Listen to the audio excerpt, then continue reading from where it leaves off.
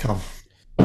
Patreon.com, fighting words, £2 a month, £3.50 a month, £5 a month, £10 a month. You know that the best thing that you can do is give us money, and sometimes we do things for that money. I don't know what those things are, but sometimes we will do things for the money.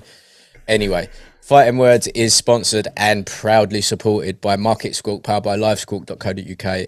Come and go as you please for all of your on-demand data needs. If you are punting crypto, slanging gold, worrying about lumber because who's going to carry the boats, Market Squawk, powered by LiveSquawk. Explain.co.uk is a long-term sponsor of ours and a supporter to the nth degree. Enter promo code Fighting Words to save 20% off any and all X-Brain products at checkout. So with the Sammy J. Balls. It's another balls. It's another balls. Ian Streets is back. Ian Streets is on the stream on Saturday. We are going to do the sleepover. Yes! Second sleepover. We did the first one. Out. I mean, you can make, if you want to come, you can. I'm in sunny Telford. Yeah, well, that's your problem. But, yeah, Ian Streets, we're going to have Ian, Josh, and Jesse in the chairs. I'm going to be running the desk. We're going to do Spence Crawford. It's going to be huge. And so huge. And because of the timings and stuff like that, either we are going to be belligerently intoxicated, like unbelievably, or we're actually going to be quite sober, and maybe. Oh, actually, honestly, yeah, it could go one or two ways. Yeah. Honestly, the first sleepover we did was for the Tyson Roy Jones one, right? This is the second one. The first one gave us the biggest sleepover giggles of all time, because that's when Jake Paul knocked out that Robson geezer and he went face down, bum up. That's the basketball player. It was huge. We all three of us honestly were just giggling like 14-year-olds at a sleepover. I think that was before I came on board. Yeah, definitely was. Definitely. Honestly, that's no like early doors. I'm gonna have to try and find that. I can't believe you guys were streaming JP before I came on board. Jamie, yeah, I insisted. Listen, Ian and I started this because they announced the Tyson Roy Jones fight. That's our first episode ever, and then we carried on until the fight happened, and then we've carried on ever since. I think. And now look at us. I think we may be in our third year. You know, we probably need a post. Yeah, if not, fair. I think it is. You know. Yeah, it would be. You know. Yeah, shout out. This is episode 192. A little balls for the lads. This week, we've had Khalid Nasser and we've had Devon Miller, who's a delicious up-and-coming cruiserweight. Listen, Boxer are going to be licking their lips at him. 100%. And Khalid's just an interesting guy, right? I tell you what is interesting about them two is that both of them have other options and they choose to fight. Yeah. That's the thing. Anyway, this week is probably been the biggest week in fights for a long time. We got this year. Well, no, we got Spence Crawford on Saturday, right? Yeah. We had INOUE today at the Sound of Filming, which is Tuesday. And then we had Maxi and Cambosis on Saturday. Don't forget Liam Davis versus Jason Cunningham. Liam Davis, sunny Telford. Yep. There's a big UFC that Ian's very excited about. I'm going to have to pop him up with a screen. And then there was a Misfits something that happened on Saturday. Oh God, yeah. I still haven't watched that, you know. There's probably a reason for that. It's probably for the best. Are you? Nah, come on. You want to watch a four-way boxing match? I do. I really do. You do. I really do. That's carnage. I want to see the four-way boxing match, but also what I would love nothing more is for the three of them to have an arrangement that they just beat the granny out of someone. Just one person gets absolutely pummeled. The best part of it is they did that, and then they did a tag team match against Dean the Great and the guy who Dean the Great's fighting next, and they were a team together. And as soon as they won, what did Matey do? He just turned around and clocked Dean the Great while he was on the floor. That's so rude. It's proper pro wrestling. I love it. That's all they needed was a steel chair, and it would have been it. That's bizarre, isn't it? That's so Should we talk about boxing though? We will talk about boxing. But also let's just say something. So apologies for us taking a week off. Daddy's had some things going on. So weird that Sammy J is busy as always. Look, he's got a Jordan cap on and a Gymshark t-shirt. He's know what's up. Chain out. The Southwest stud. You know how he rolls. We are back. We are going to be producing content. There's more tier lists on the way. I was thinking about like Greatest fights in the modern era. That's a good tier list, and we get Alan on there. Ooh, and Russ is on Thursday night. Yes. He's livid That's about what we want. hand wraps, and he's livid about a lot of things. Anyway, Russ is going to be on Lit Fire Flames Thursday night. It's going to be huge. Let's talk about boxing. Did you watch Cambosis and Maxi Hughes? I did. Shout out to Sky for instantly putting them on YouTube as soon as they'd finished. I mean, yes, I will say this again. I paid $11.99 this morning for a Now TV Day Pass. Yeah. And Fulton INOUE is already on the Sky Sports Boxing YouTube channel, which is infuriating. I think it's purely just because it's not their show. I think they just don't care. Just get it up. I agree. They just want to make the click rev. I get exactly. it. All good. Infuriating. Anyway, Maxi Hughes and Cambosis. Let's say this. Going into that fight as a close to top tier elite lightweight, Cambosis should have dealt with Maxi Hughes with relative ease. Yeah. He did not. Maxi Hughes beat Jorge Cambosos, however you want to say it. Cambosis e Malacca, right? Robbery is uncalled for. Robbery is wild. It was a close fight. Maxi had him. Maxi beat him. Majority of the damage was Maxi. Maxi's weird style. Maxi kept his foot on the outside. Maxi was very good at kind of riding George's raids and then licking him with a couple of little, like, short, sharp shots. Neither one of them are power punchers, but George did get wobbled, I think, twice. Maxi didn't. It was a little bit rude. That one scorecard that was 111, 117, what were you watching? If it was 114 across the board or 113, 114 across the board, 115, 113, 112, you know, 2-3 rounds in it, either way, right?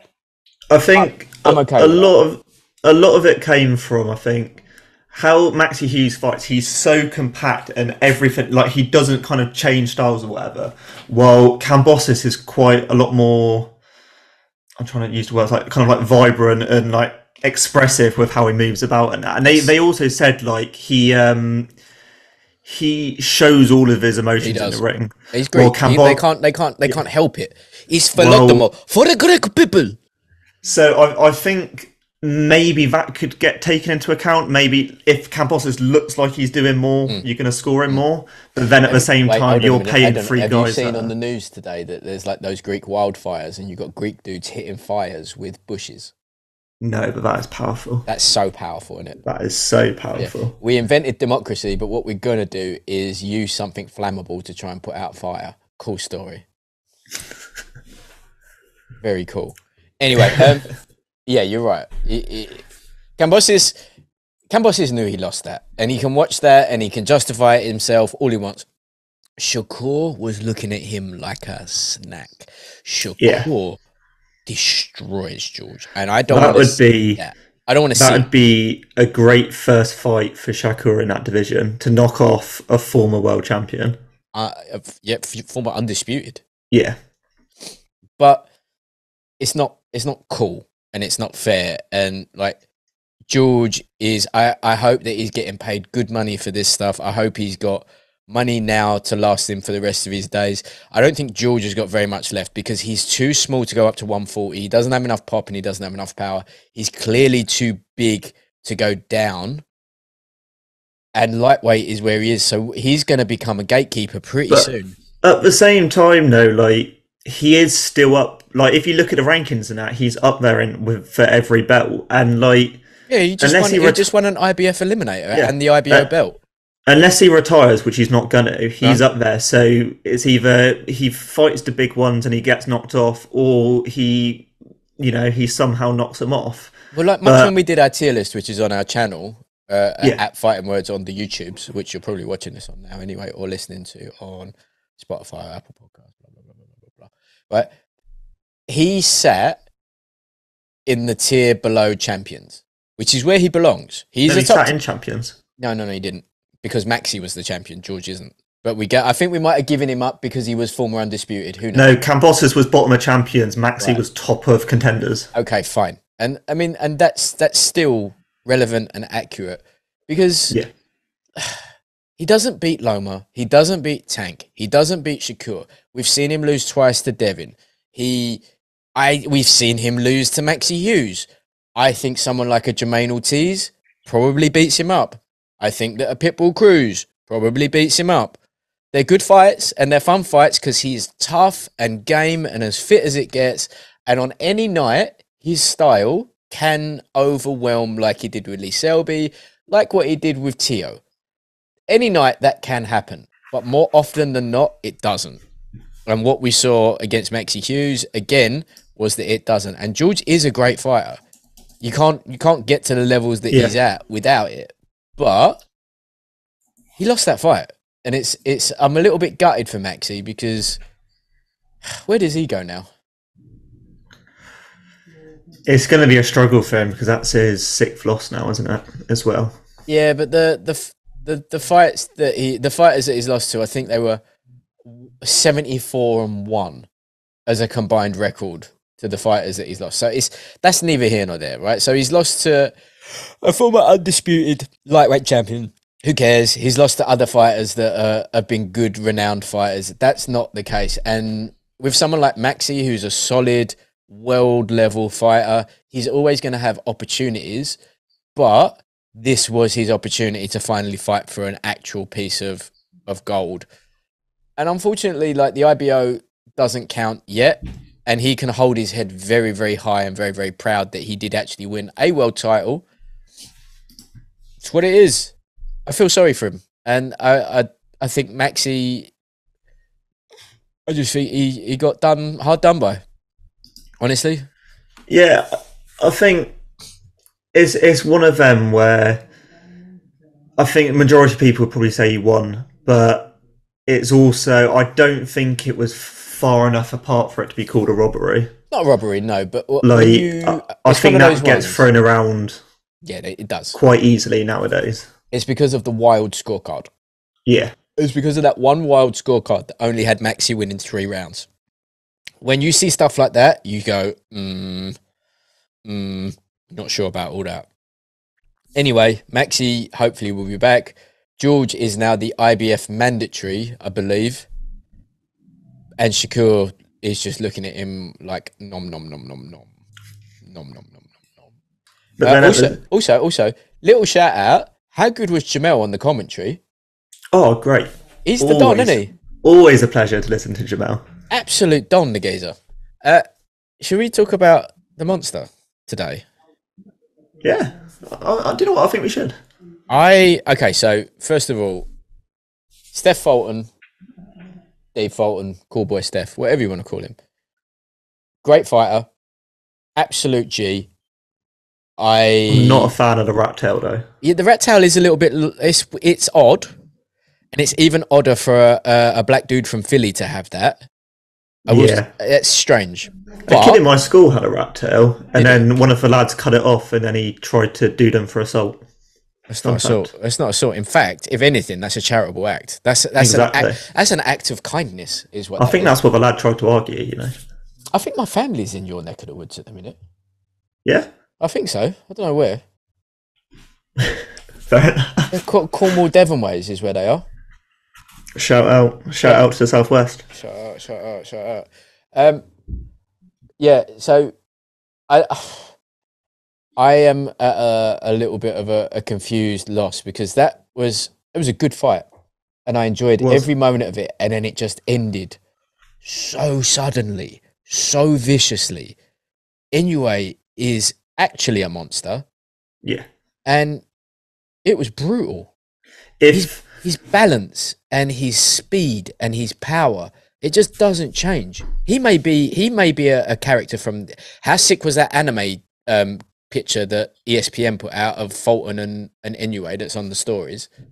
You seen it? One second, I'm gonna have to try and get it up. I can't think of it off the top of my head. Yeah. Look, it's on our stories. It's on my stories as well. It's huge. Someone's just gone, oi, have that. Anyway, there was a couple of moments where Fulton looked like he had it under control. Fulton's defense, yeah, that's what I'm saying. Fulton's defense is massive, right? Yeah. He's got that very strong tuck, deflect, and he's got good movement, and he looked like he was holding his own, and he was holding his own until the monster monstered. I think we have to have him at pound for pound number one now. I think you have to. 100%. And if he's pound for pound number one as well, his jab has to be the best in the world at the moment, because Inoue's jab is the foundations for everything he does. Like the quickness and the power of those jabs set up everything. And for quite a while as well, Fulton couldn't get into the fight because of that jab. And then he starts doing 4, 5, 6 punch combinations while stepping forward on the attack. Like, just the quickness of it all is just incredible. He very well could be a generational talent, honestly. Oh, yeah. He's one fight from being undisputed at Super Bantam. And then after that, if he is undisputed at Super Bantam, making him two-weight undisputed champion, does he then go up to featherweight? Now, if he goes up to featherweight, because they have him listed at 5'5", okay? I'm 5'9", and Lee Wood, WBA champion, at the weight above, is every single bit as big as me, right? And when I say as big as me, I'm not particularly a small 5'9". I'm 71 kilos now, but I'm wide, right? And I'm jacked. I am jacked. It's unbelievable that I'm 41. We know that. It's unbelievable. I'd have a solid 6 to 8 pack depending on what I've eaten the day before. Lee was every bit as big as me, and his head is fucking huge. Okay? It's an enormous head. Yeah. Okay? Anyway, is gonna look like me standing next to you compared to Lee. But the thing is, he has the power for sure. I also huge respect to Coolboy Steph, because the weight division below, that dude don't get up on them shots. He got up and he went out on his feet, fine. The weight above, does that equate to even less? Does someone like a Lee, if he gets floored with one of those shots, does he get up and give it back? Because there's a point of diminishing returns where maybe due to his size and stature that we don't actually allow INOUE to go up to. Maybe you let him try it out. We saw it with Canelo, didn't we? Like, he kept going up divisions until he couldn't anymore. Like, I mean, but even then, he still knocked out Kovalev, and he still nicked a world title at light heavyweight. You know, but he couldn't do it with Bivol because Bivol's not there to be hit like that. But he still had enough power to do enough damage. But what you might see with an INOUE at featherweight might be a Canelo Bivol situation. Yeah. It's just that little bit too big. The gap. He would be a good test for featherweight for INOUE. INOUE at featherweight. It seems pretty likely that they had the geezer there, the other champion who's got the IBF and the WBA. They had him there. So listen, that's done and dusted by the end of the year. Right, you got another undisputed champ on the game. Then they will start talking about moving him up to featherweight. You're not going to have him do a warm-up fight, because that's not his way. That's not his style. So either they go immediately for one of the champions, and I would say probably WBO would be the one that they go for the most. The thing is that I'm done doubting him in any way now. And I know it takes me quite a long time to really get behind someone. I am behind him now. It is, because, like... some of the quotes from the commentary, they were saying that, like, INOUE makes every person that gets in the ring with him look ordinary. Yes. It could be a world-class fighter up against him. He'll make him look like just another guy from the gym. Yep.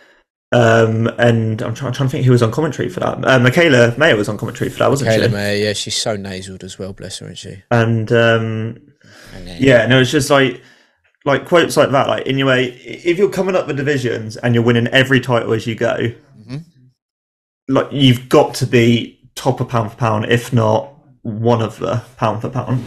I mean, I don't necessarily agree with the whole pound for pound rankings. what's gonna be lit fire flames in the stream this weekend is because Jesse Page loves Inoue, loves him so much. Yeah. Ian Streets loves Inoue, but he also loves Bud and he loves Spence. Now, if Spud gets undisputed welterweight, Spud. yeah, Bud gets undisputed welterweight, that would be his second time as undisputed, right? Yeah. Does that then propel him to pound for pound number one over Inoue?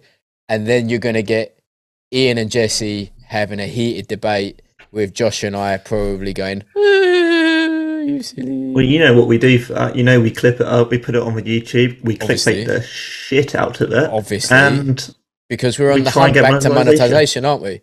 That's what we're doing. That's what we're doing. Because we want the Busey graphic back. And it says monetize, but we don't want to use the other Busey graphic, which is the other one that says demonetized. Yeah. Now, I still say it wasn't my fault. I still say it wasn't your fault. I still say that the algo hates us, and that's okay. We did get an age restriction revoked. Yep. You did be on a Boots thing, and on the Instagram we had a reel hit 1.1 million views. Exactly. That's so big time. Maybe our luck's changing. Touch wood. I think we make our own luck.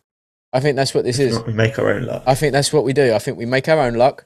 I don't think anything else matters. Inshallah, yallah, and other Arabic words for good stuff, right? We make our own luck. We keep this moving forward. Ian is back. Ian's going to be on with Russ. Jesse's back. We're going to start having the bros are back, and you and me will keep this going forward, and they can jump in and out as we do. It doesn't matter. Maybe we bring Undestructible back. Maybe we bring Undestructible back. Maybe. For one. Who would you want Undestructible to come back with? We just do it the four of us, can we? Just me, you, Jesse. Yeah, Streets, the OGs. We can do the Undestructible just OGs. Like old times. We can bring back. The thing is like, you know, they're still going to pretend like, obviously at Ian, like we have to do everything for his agent now and his representation. He's with WME or some nonsense. Who knows? Shout out WME. Shout out. But yeah, like, yeah. What have we got coming up, so to Sammy J? Other than the stream, which you're going to be doing the art. We've got Russ on Thursday. Which is we've got. Right, so hold on a minute, Russ. When you defer to the experts, you have to defer to Russ. Where there was some controversy with Inoue and his raps, they're saying about stacking, the taping, etc., etc. Russ will be breaking it down in intimate fashion on Thursday. In heated fashion, exactly. Because a lot of people don't understand the intricacies of hand wrapping, let alone the styles, the way you can game the system, the way that you can maybe conform to territories which allow stuff that other territories don't allow, the amount of ghouls that you're allowed to use, the amount of times you're allowed to twist, the amount of times. He's going to break it all down for us, and he's going to be telling everyone just how insane it is. And the reason for that is because there has been some horrific incidents in the past where wraps have been tampered with. There's been plaster of Paris inserts.